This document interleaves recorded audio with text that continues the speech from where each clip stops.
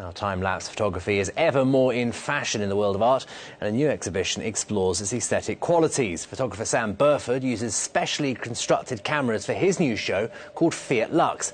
We've been to meet him.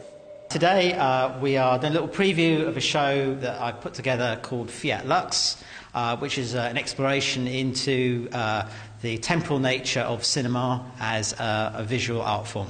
My process is quite involved. I start off by building a camera that takes long time-lapse exposures of films, and I use these to create long, static, still images of cinematic events. I think cinema is a very interesting art form that in a way it represents sort of a form of shared cultural memory. We've all seen the same films, and I think it's interesting to try and translate that away from a space where your time is controlled in the way when you see a film, and into a space where we bring our own time, which is the sort of space that we experience when we look at a painting. So in a way I'm trying to bring together the idea of painting and cinema into the same experience. With Wizard of Oz, it's a similar process, but this time I'm instead of doing a little section of the film, I'm doing the whole film itself.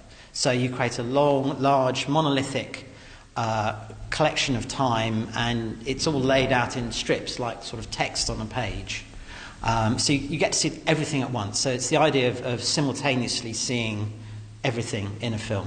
London's famous for its cinematic history. Obviously, Ealing films were made in the 1930s and 40s. A lot of very famous filmmakers, would work in London, particularly in Soho. Today we have filmmakers like Christopher Nolan. So I think cinema is very much part of London's culture and history.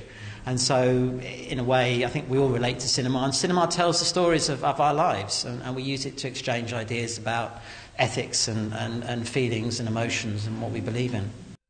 Now, if you want to go and see that show, it's opening next Friday, and it's on until the 27th of October at the Fiumano Projects on Wren Street near Russell Square. Now, if you've avoided the gym this week or just fancy doing something healthy,